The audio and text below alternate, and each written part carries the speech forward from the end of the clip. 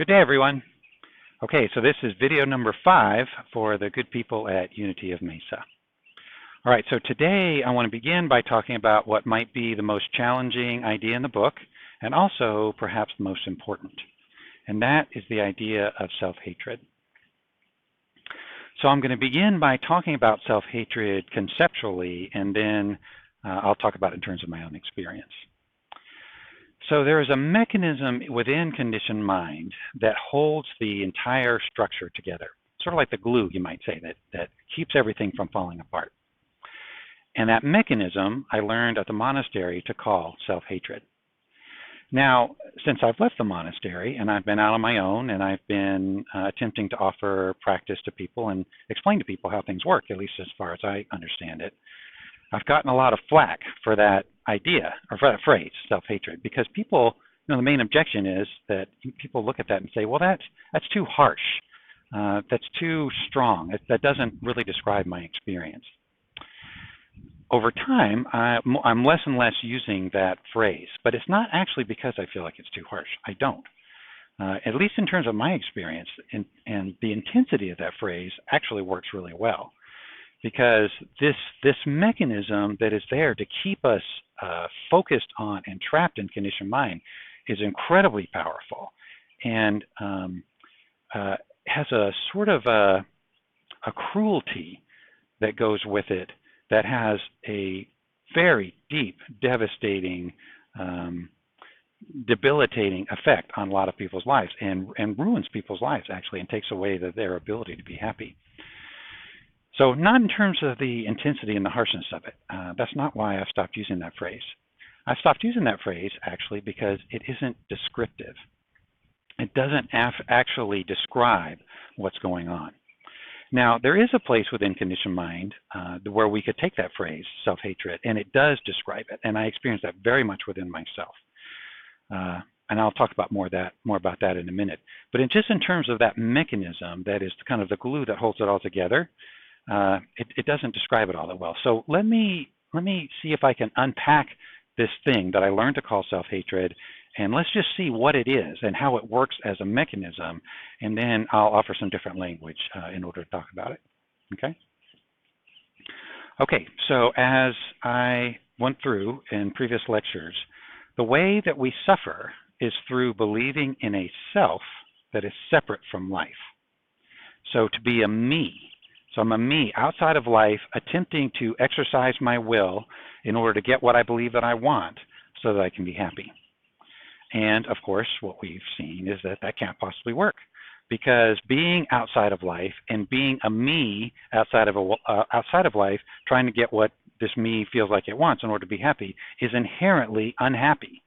That is a miserable way to go through life, and it results inevitably in suffering. Okay?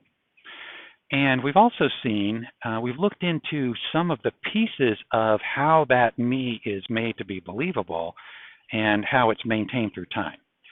So we looked, in the last video, we looked, for example, at the self-talk that's going on, how there's a continual stream of words that are going on inside our minds that are there. It's there to talk us into being a me. We talked about the beliefs and assumptions that are there, that self-talk is reinforcing all the time. Beliefs about who we are and how the world is that cause us to kind of create a fictional reality to live in. And we talked about how we project from that reality onto the world. We project our beliefs and assumptions onto the world outside of us, so that it appears as if everything that we experience in terms of our beliefs is confirmed. Like we see our beliefs out there and we believe that they are real, because it's like there's like an airtight container that has been created for us to live in. Okay, now if that was all that was there, that wouldn't be enough. The world that we live in, with its beauty and harmony and the wholeness in it, and the potential that there is just to connect and be happy, it's just too powerful for us to stay inside that me without one more piece. So there's one more piece of the conditioned system, and this is sort of another analogy would be like a lid that gets put on it, and think of like a manhole cover or something, a really heavy lid that gets put on it that keeps us inside the system. And that mechanism is what I learned to call self-hatred. So what the mechanism does is it keeps our attention focused inward, but not inward in the good kind of way that we're going for here in this work. So not inward in the sense of being aware and being able to see, the processes that are going on inside of us, to be able to let go of conditioned mind and to be able to connect with our authentic nature. Not that kind of aware, or not that kind of inward focus. It's an inward focus that's self-conscious. And so that's maybe another word to use instead of self-hatred. For a piece of it is self-consciousness. So, and the reason that's important within the conditioned system is, as long as my attention is on the conversation, is entangled in the beliefs, is within the projections that are happening, then I'm safely inside conditioned mind. But if my attention wanders out, it wanders to the beauty and the peace and the goodness, then I escape from conditioned mind. And then I become myself, my authentic self, because my authentic self lives outside of conditioned mind. I can't help but being my authentic self if I'm not believing all the gobbledygook and the garbage that's happening up in conditioned mind. Okay? Because that's who I am. It's naturally who I am. And so if I let go of the stuff in conditioned mind, I'm just going to automatically settle down and rest into my authentic nature. So I need to have my attention fixated inside conditioned mind to make sure I don't just wake up to the fact that I'm living in this amazing world that is incredibly beautiful and intricate and mysterious, and also that I'm perfectly good and a beautiful person just the way I am. And so the mechanism will have me continually focusing on what's wrong with me. So that's why it was called self-hatred, is because what it comes down to is the conversation is what's wrong with me, what I'm doing wrong, how I'm not the person that I should be, that kind of thing, which directly comes out of our training as children, as I explained in an earlier video. We're taught to think there's something wrong with us, and then we have to be a different person, one who actually fits in and conforms to our family system or society, and be the person that we're supposed to be. And so there's a conversation that's happening in our mind that's keeping us focused all the time on what's wrong with us, so that we feel like we need to fix ourselves and improve and become this fake person. And that mechanism is the self-hatred.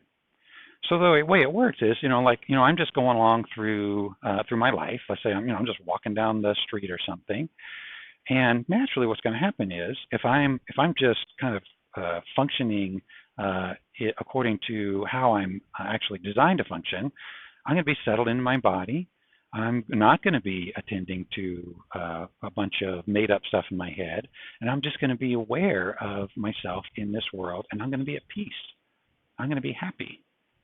And so, that's not going to work if I'm going to be a separate self, and I'm going to suffer. So the conditioned system would have me instead walking down the street thinking about how, I blew it last week when I did such and such, or there's this thing coming up and it's really scary because I'm going to mess that up, or I'm just not as good looking as I really should be, or blah blah blah, stuff like that. And that's all self-hatred, and that's the mechanism that is trying to keep me being self-conscious.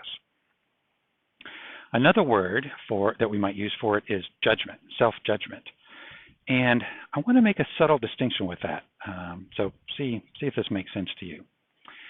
That the self that's being judged within conditioned mind is not me in the sense of my authentic nature. It is the self that's a separate self. It's a self that I believe myself to be. So if you imagine, let's say this is the self, okay, or actually this is the self. It's closed. It's contracted. It's self-referencing. It has a tendency to let go and dissipate and just become one with life. But the conditioned system has it being, it wants it to be like this. Here's the self-judgment, and the self-judgment is saying, there's something wrong with you, and that's what keeps it contracted. But the self that is being judged, or we might even say the self that's being hated, when we're in that kind of a place where the conditioning in us is hating the self, which does happen. It certainly happens with me. I think it happens with a lot of people.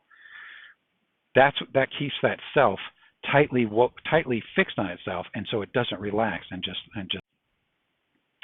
Okay, so that's basically the function of it in terms of how I see it. In terms of my own experience, this has been a huge part of my life, gigantic part of my life and my practice. I mean, I had the same conditioning that everybody else had, but I was a super sensitive little kid, and I took it in that there's something wrong with me. And so I went through my life, and I've described this already somewhat. I went through my life attempting to disprove that, and my efforts to disprove that only proved it even more. And then I went to the monastery, and I've described in the book in various places how, I would be given tasks to do, and it would completely freak me out to be given something to do that was anything more, as the joke in the book is, sweeping the porches. I'll sweep the porches all day long, because the porches were this kind of beige color, and you couldn't even tell if they had been swept. So that was a nice, safe little job for somebody who believes that he's, in my case, incompetent and inadequate and can't possibly do a good job anyway. And so, but that's not the training that was there. What happened was, I was given something to do, and as soon as I was successful at that, which I was, because of course it's not true that I'm incompetent or inadequate, I would be successful at that, and then as soon as I was successful with that, I would be given a slightly more challenging task. So I started off sweeping the porches, and then a number of, I started being given other work projects. Another example from the book is, I poured a concrete stoop that I ended up stepping on, many times a day for 18 years after I poured it. And, every time I did, I had to acknowledge that I actually did that, and it really turned out really well. So I went from that to all the different kinds of work projects. I was made the cook eventually, and there's a story in the book about how much that rattled my cages. I learned how to facilitate. I started traveling to facilitate, and on and on and on. And so every time that I kind of got to a new level, I'd be like, okay, they can't do anything else. This is as much responsibility as they can give me. And then, of course, there was always another one. And through that process, I was forced to go up against self-hatred over and over and over again, and it worked. And what happened was, every time there would be a new challenge, here would come conditioned mind. Oh, you can't possibly do that. You're not adequate to that. You don't have what it takes. Blah blah blah. And it would try to talk me into this small, scared place where I believed that there was something wrong with me. But then, because I was within a monastic structure, I had no choice but to do what I was asked to do, and so I had to prove to myself that that wasn't true. And that happened hundreds of times, maybe thousands of times. And every time that it happened, I once again proved to myself it wasn't true, that, what self-hatred would say. And so, it's been a big piece of my life and a big challenge for me, and it still is. And I actually consider that to be the work of my life, and to get beyond the self-judgment and the self-consciousness that I inherited as a little boy. And so it remains a work that I do. Now, in terms of my experience now, I live in a very, very different place. I rarely experience self-hatred, actually, and I feel incredibly grateful for that. You wouldn't believe the relief that comes with that, just from having been tortured for so long by these ideas that I'm not the person that I should be. Okay? All right, good, thank you. All right, so that's the self-hate part. So the other thing I want to talk with you about today is what in the book is called center. And center, there's really a lot less to say about this, actually, because words fail when we start to move into a place beyond conditioned mind. But let me just give you a few kind of things to think about with it. So center is just a word to describe the state that we're in when we're not in conditioned mind, when we're not identified with a self. So a couple things about that. One is, this is a confusion that people also often have. Center is not the same thing as a feeling. So it's not the same thing as feeling at peace or expansive or, that kind of thing. Now, when we're at center, we often do feel peaceful and expansive and connected, and we feel loving and that kind of thing. But that's like a side effect, because center is actually a state of being. It's not a feeling. A person could be at center in the middle of very difficult circumstances and be, for example, in a lot of pain. So not having a happy time necessarily, not butterflies and rainbows, but being here, present, connected with the human being who is there going through whatever he or she is going through. Another way of talking about center is we're in a transcendent place. It's almost like we're in a non-human place. It isn't exactly that it's non-human because we're still having a human experience, but we're not having the experience of the person who has a body, who has feelings, who has preferences and opinions, who has needs, who has a history, that kind of thing. Instead, from center, we are, you might say, accompanying that person, that authentic human, while he or she is going on through life. And there'll be more about this, I think, in the next video about the potential there. You know, there's a potential for self-love, self-compassion, and self-mentoring that comes from center, but I'll save that for the next video. Okay? So center is just the experience outside of conditioned mind. So in terms of my own experience, you know, it's interesting because people often ask me, well, you know, how often are you centered or how much are you centered? And, you know, the only actual answer to that is I don't know, because there's no way to know such a thing. Because this is the only thing, conditioned mind is the only thing that can know in a conceptual sort of way.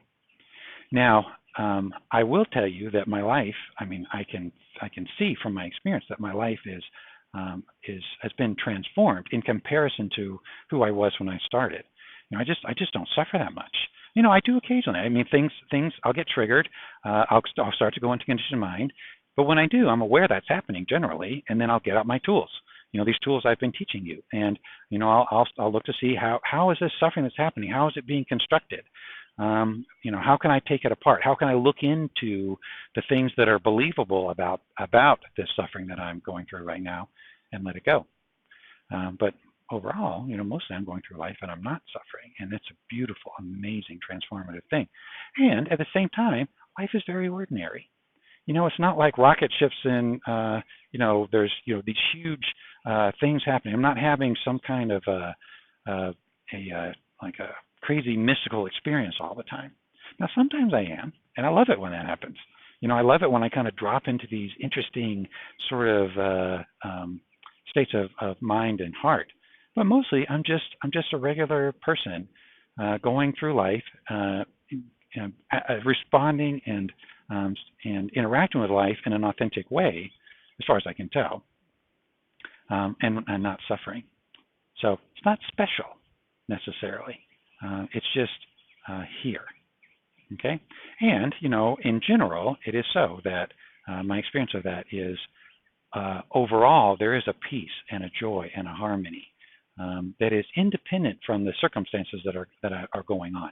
You know, I might have all kinds of, and I do have challenges and difficulties happening in life, but the peace is a deeper kind of peace that is not affected by that. It's the peace of someone who is here, who is not in conditioned mind, and able to embrace those challenges and opportunities without getting identified in conditioned mind and without believing in the self-hatred. Okay? All right, so that's a lot. So let's see. So in terms of the questions for discussion, so I have two which are related to what I just said. So the first one is, so consider for yourself, and this is another one where you might want to get out a piece of paper and write down a response. It just helps to, you know, to see more deeply when you write like that. So the first question is, so if you look at your own self-consciousness, your own self-judgment, what are some of the messages that are there from conditioned mind? So what does conditioned mind say is wrong with you? What does it say that you're not doing right? How does it talk about how you're not being the person that it says that you should be? Okay? So in other words, what is the conversation that's happening in your mind that talks you into being self-conscious instead of just allowing your awareness and your attention expand into what is? Okay? So that's part one. Part two is seeing what conditioned mind tells you about who you are and how you're not the right person or whatever it tells you. What's really true? Who are you actually in your authentic nature? So when you set aside who you were taught that you are, what remains? Okay? You know, what is your experience of being here in your true self? Okay, very good. So Last is your homework for the week. You can pause the video at this point if you want and put it at the end of the conversation or not. So your homework for the week is several. And so the biggest part of it is just to continue the work you're doing. Continue practicing with your attention. I hope you've had the willingness to some degree to practice meditation during these few weeks, even if it's just little bits in the day. But to sit still with yourself, watch your attention wander and bring your attention back over and over and over again. Learning how to practice just being here. Okay. Keep paying attention to the different conversation that's going on, the stories, the beliefs, like we talked about in the last video.